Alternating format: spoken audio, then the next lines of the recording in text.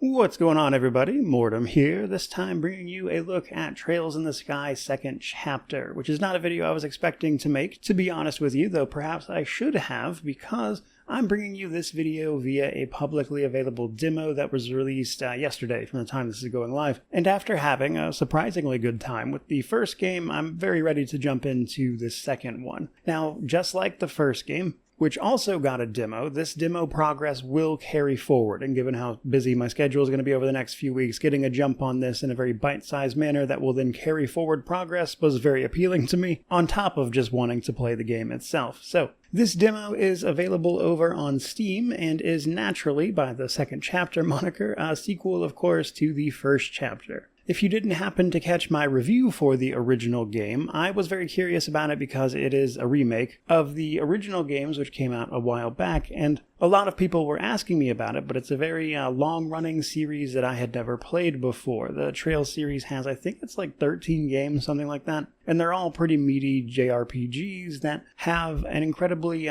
well-put-together continuity, like all of them kind of directly build off of each other, even if there are narrative arcs in between, and as a result, it is admittedly a little hard to jump into the later entries before the first one, and that is especially prevalent here because with this demo progress carrying over, you can actually import your saves from the original game, which will then potentially give you bonuses and stuff depending on how you did. As there were some choices and optional things in the original game you didn't have to do, but it looks like they reward you for that here, which has been very great for me, being able to carry forward that 100% save. But let's jump into the rest of it. So I was very happy with the way they carried forward the story just sort of immediately. Now, minor spoilers, I guess, but at this point the story here is kind of well known. For the original game, however, it ends on something of a cliffhanger with your friend Joshua, you being Estelle in this case, departing on his own after you all save the day, because it turns out he's been sort of hypnotically conditioned to obey the orders of a secretive organization,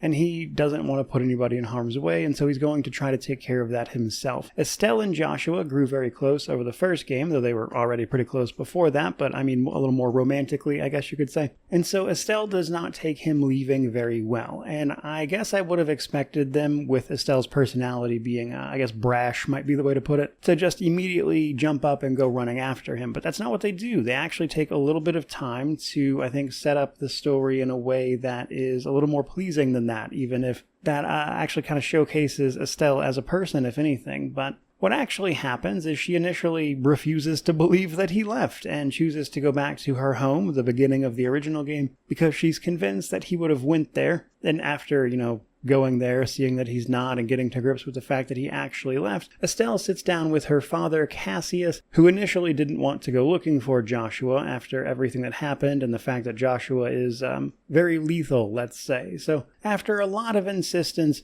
basically Cassius and Shara, one of the companions from the first game, decide that they will go hunting down information about where he was, because he's a very difficult person to track down thanks to his skill set, and in the meantime they suggest that Estelle continue training, getting even stronger. And so you make the decision to pack up to a bracer training facility. Bracers are not all that different from a mercenaries guild that take care of local problems and just sort of help out the general realms that they find themselves operating in. Estelle and Joshua are in fact bracers, and so you do exactly that. You go off to this training facility, and that kicks off the story. Once the training montage is done, it carries forward from there, and I just like the way that they set that up. Which actually brings me to another point. Another thing I'm always super curious about when it comes to RPG sequels like this is how does an individual game deal with the fact that in the prior game, you were probably a powerhouse when the game ended. I've already told you I brought forth a 100% save, so how does that work? Well, it looks like in the second chapter here, you start at level 25. This is important because it actually gives you access to some passive abilities called support abilities,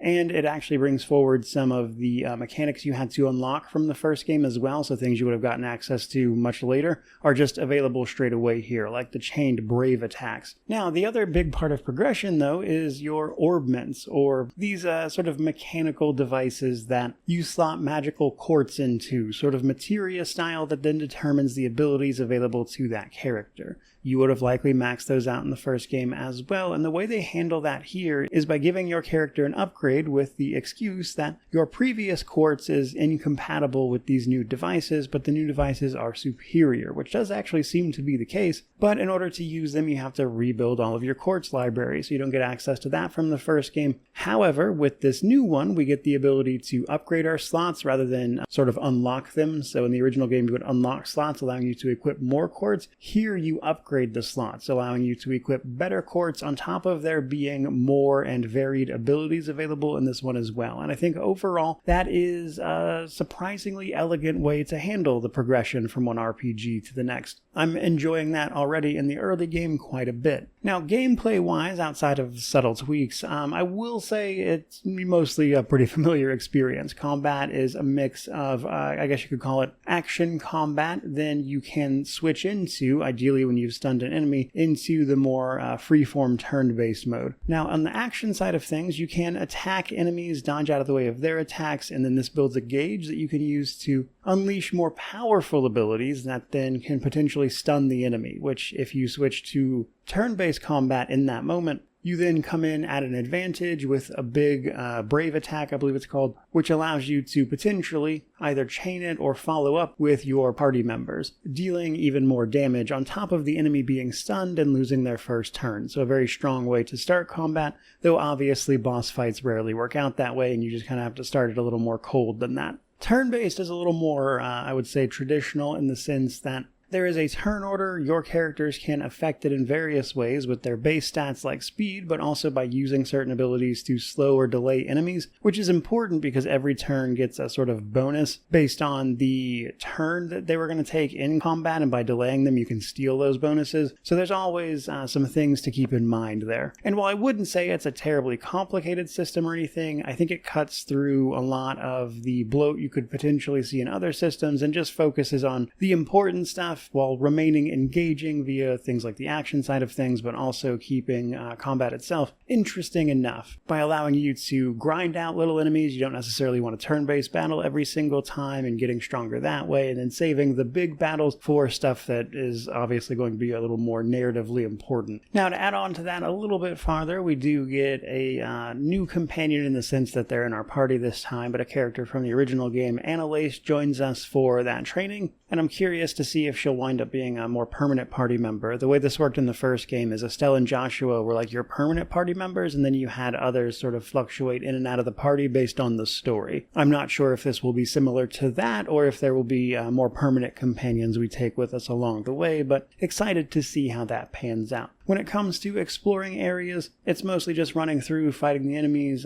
gathering up all the loot you can find, using those materials to do things like upgrade your quartz, cook food, which gives you some pretty strong one-time bonuses, in addition to just being useful items, and eventually doing things like side quests and whatnot to increase your bracer rank. But putting all of that together, the first game is, again, just a game that surprised me with how much I enjoyed it. I was a little iffy on it, first impressions-wise, going into it. By the end of it, I was pretty well hooked. I committed to finishing the entire first trilogy, especially since it was pretty obvious they were remaking those as well, with the teaser and the end credits and everything. And so I am genuinely pretty excited to jump in and play this. Now, unfortunately, this game is sandwiched in between a lot of new releases next month. It is officially releasing on, I believe, the 16th of September, and depending on my exact schedule, I may or may not get to play it right away when it releases. I tend to focus on new things as opposed to stuff like remakes, etc., on top of some crazier scheduling stuff than normal right now. And so for all of those reasons, I don't know exactly that I'll be able to get to this right away, but being able to jump into this, again, more bite-sized approach that will carry over was enjoyable. And on top of that,